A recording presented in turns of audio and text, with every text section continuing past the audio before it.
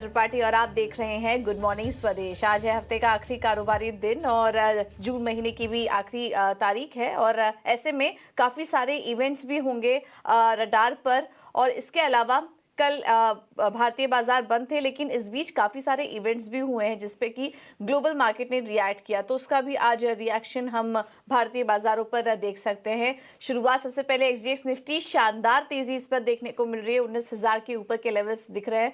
40 अंकों की मजबूती है इस वक्त एक्सजीएक्स निफ्टी में। हांगकांग के बाजार भी ऊपर है, करीब 25 अंक। कोरिया के बाजार भी हरे निशान में कारोबार कर रहे हैं, लेकिन जापान के बाजार में हल्की कमजोरी है। 211 अंकों की गिरावट इस वक्त निकाई के बाजारों में देखने को मिल रही है, लेकिन चीन के बाजार भी हरे निशान में ही कारोबार कर रहे हैं। तो अच्छे संकेत मिल रहे हैं इस वक्त एक्सजीएक्स निफ्टी से, और ग्लोबल मार्केट से भी जो संकेत मिले हैं वो काफी अच्छे हैं। हालांकि काफी सारी इवेंट्स हुए इस बीच, काफी सारे डेटा आए हैं और इस बीच यहाँ पर सेंट्रल बैंकों की बैठक हुई थी, तो उसमें भी बहुत सारे बयान निकल कर आए। लेकिन ग्लोबल मार्केट और अमेरिकी बाजार ने रिएक्ट किया इस बात पर कि जो मंदी का जो डर है वो कहीं ना कहीं कम होता हुआ नजर आ रहा है, और उसी वजह से हम देख रहे हैं कि दुनिया भर के बाजार, बॉन्ड मार्केट, कमोडिटी मार्केट पर उसका असर देखने को मिला। डाउ जोन्स 250 अंकों से ज्यादा की क्लोजिंग हमने डाउ जोन्स में देखी। इसके अलावा S&P 500 की भी बात करें तो वहां पर भी करीब %0.5 की बढ़ोतरी थी। नैस्डैक भी दिन भर मजबूती के साथ ही कारोबार कर रहा था, लेकिन क्लोजिंग जो है वो सपाट हुई थी। तो ओवरऑल यहाँ पर अच्छी तेजी देखने को मिली अमेरिकी बाजारों में। और कुछ डेटा आए हैं जिस पर कि कल मार्केट रिएक्ट कर रहे थे। पहले तो जीडीपी के जो अनुमान है वो बढ़ा दिया गया है, 1.3 से बढ़ाकर 2% कर दिया। ये डाउ जोन्स कंसेंसस एस्टीमेट है जिसमें कि ये आंकड़ा नजर आया। इसके अलावा यूएस वीकली जॉबलेस जो क्लेम है वो भी 20 महीने के निचले स्तर पर पहुंच चुके हैं। और Federal Reserve annual stress test, एक रिपोर्ट यहाँ पर जारी हुई फेड की तरफ से, जिसमें कि उन्होंने कहा है कि जो बैंकों के हालात हैं वो इस वक्त काफ़ी मजबूत स्थिति में है और मंदी का सामना करने के लिए सक्षम है। और जब इस तरह की रिपोर्ट्स आई, हमने देखा कि बैंकिंग स्टॉक में भी शानदार तेजी थी, जिससे कि बाजार की तेजी को सपोर्ट मिला। अब आज एक अहम आंकड़ा आएगा जिस पर कि फेड की काफ़ी क्लोजली नज़र होती है, और वो है पीसीई के आंकड़े।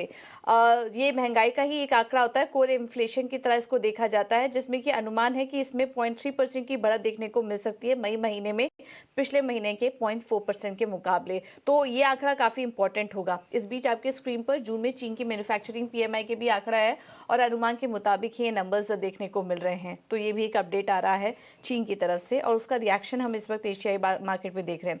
यूरोप के बाजारों में कारोबार मिला जुला रहा, और जब ये डेटा आए उसके बाद हमने देखा बॉन्ड यील्ड्स अब 3.8% पर पहुंच चुके हैं। डॉलर इंडेक्स में मजबूती आई, डॉलर इंडेक्स में जो तेजी आई और बॉन्ड यील्ड्स मजबूत हुई, उसके चलते हमने देखा कि सोने में गिरावट बढ़ गई और 1920 का लेवल भी सोने ने तोड़ दिया। कच्चे तेल के लिए काफी मिला जुले फैक्टर्स निकल कर आ रहे थे, तो हमने दोनों साइड के फैक्टर्स यहाँ पर प्ले आउट होते हुए देखे। कच्चे तेल में पहले तो क्रूड इन्वेंट्री में गिरावट हुई है, क्योंकि ट्रैवल डिमांड बढ़ रही है, सप्लाई में कमी आई, जिसके चलते कच्चे तेल को सपोर्ट जरूर मिला।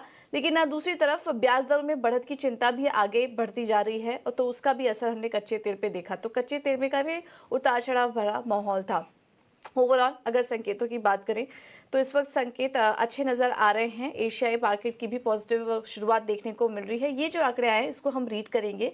चीन में मैन्युफैक्चरिंग पीएमआई के जो नंबर्स आए हैं, इससे मार्केट किस तरह से देखता है, और आगे एशियाई बाजारों की चाल इस पर कैसी होती है, इस पर हम नजर बनाए रखेंगे। लेकिन चलिए, ये तो बात हुई ग्लोबल मार्केट से अपडेट की, बट अब एफआईआईज और डीआईएस के आंकड़े कैसे हैं वो भी एक बार आपके सामने रखेंगे। 28 जून को हमने देखा रिकॉर्ड लेवल्स का दिन था भारतीय मार्केट के लिए, और वैसा ही कुछ आंकड़ा भी हमने देखा। एफआईआईज की तरफ से शानदार बाइंग आई, 12,350 करोड़ की खरीदारी कैश मार्केट में एफआईआईज की तरफ से देखने को मिली। हालांकि दूसरी तरफ घरेलू निवेशकों ने बिकवाली की, लेकिन बहुत बड़ा आंकड़ा नहीं है। 1,000 के आसपास की 1,000 करोड़ के आसपास की यहाँ पर बिकवाली डीआईएस की तरफ से देखने को मिली।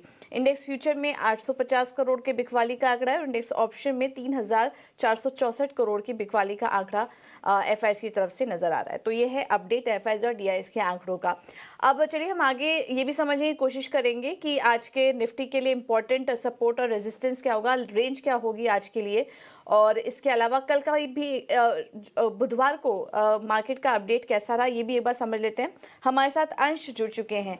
अंश, गुड मॉर्निंग। बताइए पहले तो वेडनेसडे का ट्रेड सेटअप कैसा रहा, किस तरह का कारोबार देखने को मिला, और उसको देखते हुए फिर आज कौन से लेवल्स पर नजर रखनी चाहिए? जी बिल्कुल, सबसे पहले हम निफ्टी का देखेंगे तो निफ्टी ने पिछले सेशन में ऑल टाइम हाई के साथ साथ रिकॉर्ड हाई क्लोजिंग भी दिया है और हम देख रहे हैं कि निफ्टी ने करीबन 150 अंक का गेन दिया था, जो कि इस महीने में सिंगल बिगेस्ट डे गेन है। अगर इसका सपोर्ट देखें तो 18,880 का पहला सपोर्ट आ रहा है, जो कि अब तक का एक रेजिस्टेंस रहा था। आपको पता होगा कि रेजिस्टेंस जब भी ब्रेक देता है वो एक बहुत अच्छा सपोर्ट बन जाता है, तो इसलिए ये एक अच्छा सपोर्ट रहेगा। अगर यहाँ से फिसला तो दूसरा अहम सपोर्ट आ रहा है 18,740 पर। रेजिस्टेंस की बात करें तो रेजिस्टेंस के लिए वैसे तो हम ऊपरी लेवल का कोई पिछला टर्निंग पॉइंट लेते हैं, जो कि निफ्टी के पास इस वक्त नहीं है, ऑल टाइम हाई के आसपास रहते हुए। तो हम ऐसे समय पर यूजुअली राउंडेड फिगर्स लेते हैं, जो कि अभी 19,100 का है, और जो उसके ऊपर वाला दूसरा रेजिस्टेंस हम ले सकते हैं 19,200 का। निफ्टी बैंक में आ जाते हैं। भले ही इंडेक्स ने ऑल टाइम हाई टच किया है, लेकिन पिछले 34 सेशन से करीबन वो 1,000 पॉइंट्स के रेंज में ही घूम रहा है। ये रेंज 43,400 से 44,400 के बीच का है।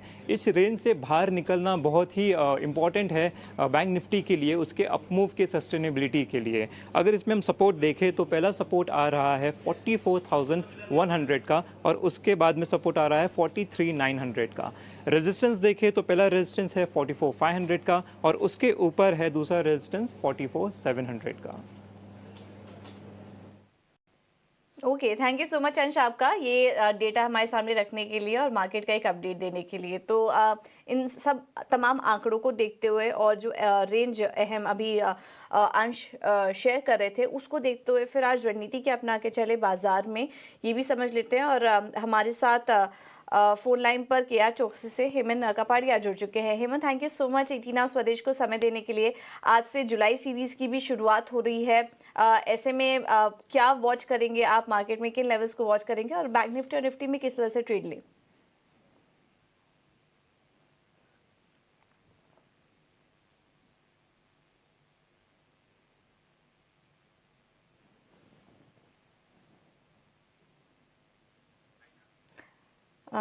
चलिए, हेमंत से संपर्क नहीं हो पा रहा है, लेकिन मार्केट का जो रेंज अभी आपको थोड़ी देर पहले अंश बता रहे थे, अगर उन डेटा पर नज़र डालें तो निफ्टी के लिए 18,100 से लेकर 18,500 के आसपास का जो सपोर्ट है वो अहम सपोर्ट लेवल इस वक्त नज़र आ रहा है, और बैंक निफ्टी के भी सपोर्ट और रेजिस्टेंस लेवल हमने आपको बताए। लेकिन चलिए, इसको देखते हुए बाजार पर रणनीति क्या होनी चाहिए और ट्रेड किस तरह का लेना चाहिए, इस पर एक बार नज़र डाल लेते हैं। और हेमंत कपाड़िया की तरफ से जो हमें रिकमेंडेशन आई है, उसमें उन्होंने बलरामपुर चीनी में खरीदारी करने की राय दी है। 387 का होगा टारगेट, स्टॉप लॉस सुझा रहे हैं 378 का। ये इंट्राडे के लिहाज से वो लेवल्स बता रहे हैं। और इसके अलावा इन्फोसिस में भी खरीदारी करने की राय वो दे रहे हैं, 1290 के आसपास यहाँ पर एंट्री लीजिए। ये पोजिशनल कॉल है, इसका ध्यान रखिए। 1330 का टारगेट होगा, स्टॉप लॉस सुझा रहे हैं 1270 का। तो बलरामपुर चीनी इंट्राडे के लिहाज से आप नजर रखिए, और इन्फोसिस पोजिशनल कॉल है, अगले 3 से 4 दिनों में 1330 के लेवल्स यहाँ पर देखने को मिल सकते हैं। तो ये है आज के ट्रेडिंग आइडियाज।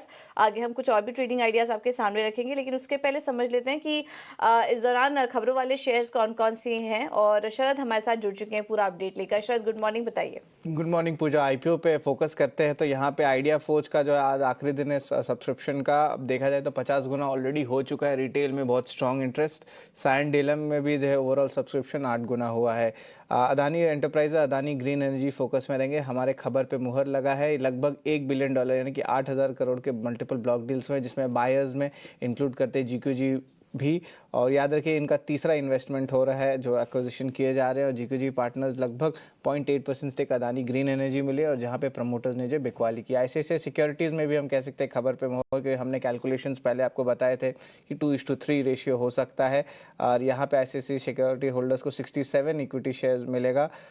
ICICI बैंक का अगर आप 100 शेयर होल्ड करते हैं ICICI सिक्योरिटी में, अब देखा जाए तो थोड़ी मार्जिनली पॉजिटिव रहने वाली अगर आप ICICI सिक्योरिटीज़ के शेयर होल्डर हैं। तो MCX के लिए थोड़ा नेगेटिव न्यूज़ है, यहाँ पे वो एक्सटेंड कर रहे हैं अपने software support services contract 63 moons के साथ। अब जो है 125 करोड़ रुपए प्रति क्वार्टर का जो है अगले 2 क्वार्टर तक रहने वाला है इनका ओवरऑल सॉफ्टवेयर एक्सपेंसेस। याद रखिए, अभी भी डिले हो रही है उनको माइग्रेशन TCS के साथ।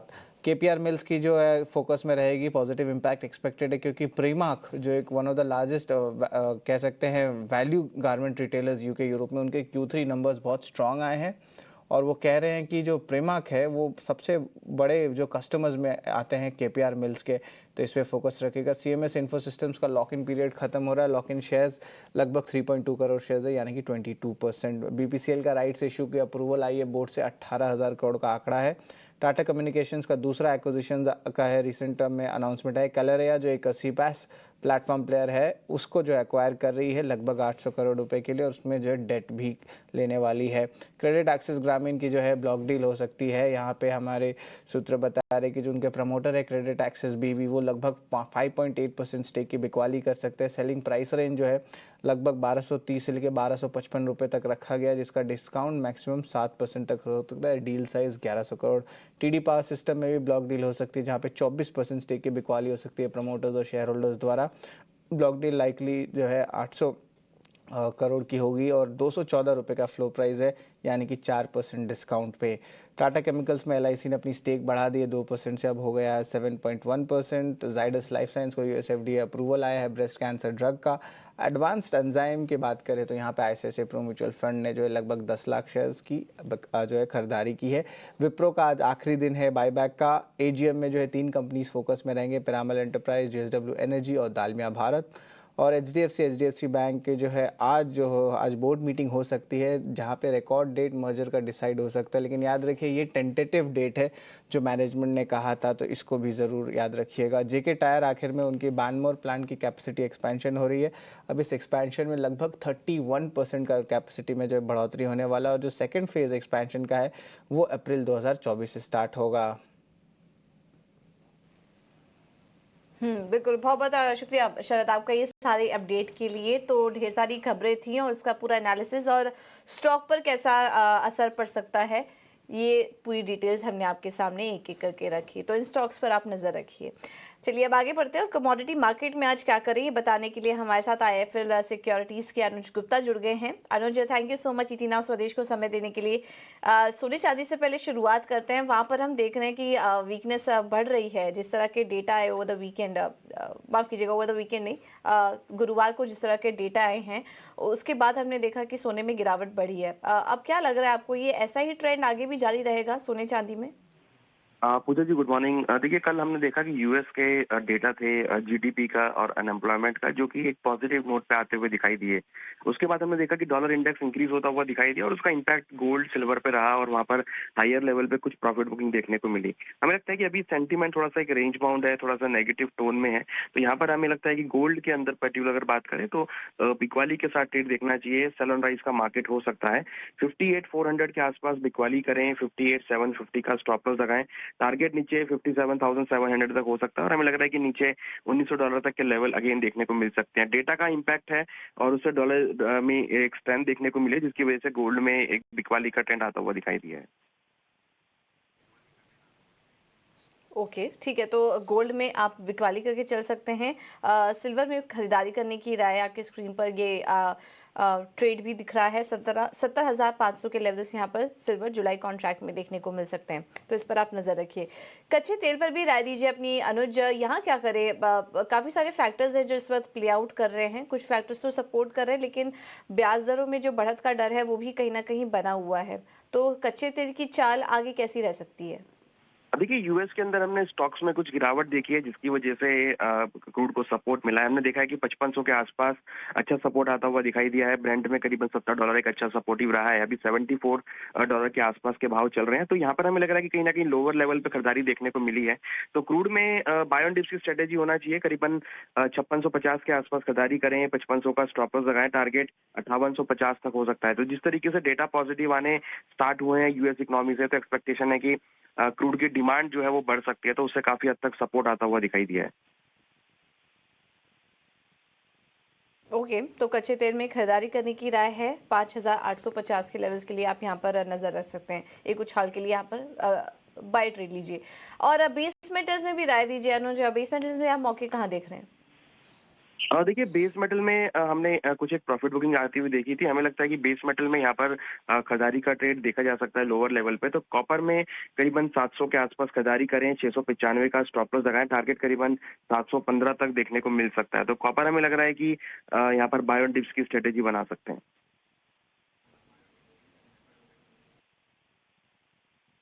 ये है राय सोने चांदी पर। सोने में बिकवाली करके चलिए, चांदी में आप खरीदारी का ट्रेड ले सकते हैं और क्रूड में बाई की रणनीति अपनाइए और कॉपर में भी 715 के लेवल्स के लिए आप यहाँ पर खरीदारी कर सकते हैं। तो गोल्ड को छोड़ दे तो बाकी सब में इस वक्त बाई ट्रेड ही हैं अनुज की तरफ से। अनुज, थैंक यू सो मच आपका समय देने के लिए और ये रणनीति सुझाने के लिए।